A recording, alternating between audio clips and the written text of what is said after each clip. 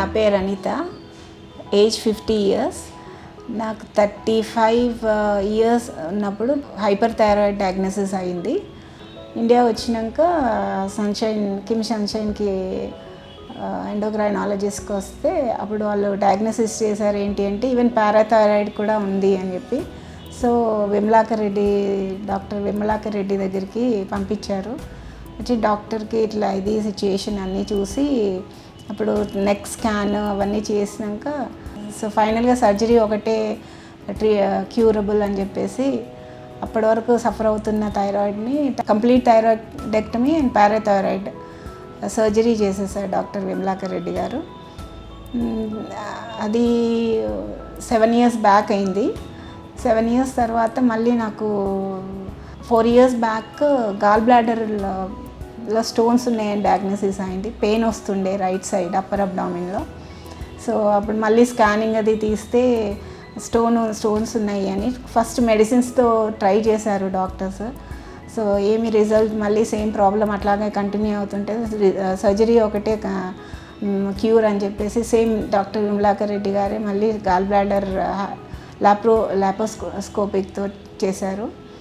So దాని తర్వాత మళ్ళీ నాకు ఇంకా సేమ్ డయాబెటిక్ కూడా అన్కంట్రోలబుల్ షుగర్ లెవెల్స్, ఎంత మెడిసిన్స్ అయినా ఏది అయినా అన్కంట్రోలబుల్ ఉండి ప్లస్ ఒబెసి, దానివల్ల ఆస్తమా ఎట్లా ఉండే అంటే లైక్ నాకు ఒక బాబు వాడు చదువు అయిపోయే వరకు బతుకుంటే చాలు అనే సిచ్యుయేషన్కి వచ్చేసి డాక్టర్స్తో కూడా ఏడ్చేదాన్ని, ఇంట్లో కూడా ఏడ్చేదాన్ని.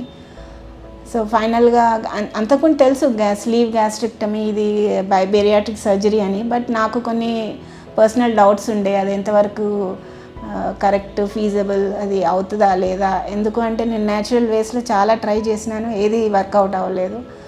సో ఫైనల్గా ఇంకా లెట్ మీ టేక్ ఛాన్స్, చూద్దాం ఇది కూడా అని చెప్పేసి సేమ్ డాక్టర్ విమలాకర్ రెడ్డి గారి దగ్గరికి వస్తే ఎక్స్ప్లెయిన్ చేశారు దాన్ని ఏంటి ఎట్లా అని.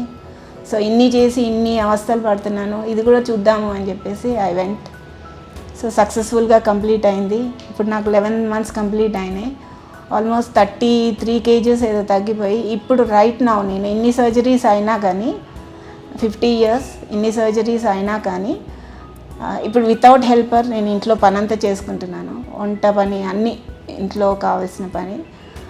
అండ్ ఎనర్జెటిక్గా ఉన్నాను, రోజు ఎక్సర్సైజ్ చేసుకుంటున్నాను. ఇప్పటివరకు 11 monthsలో నాకు ఆస్తమా ట్రిగ్గర్ అవ్వలేదు. Frankly speaking bariatric surgery changed life అనొచ్చు నాది కంప్లీట్గా. And thanks to doctor Vimalakar Reddy గారు.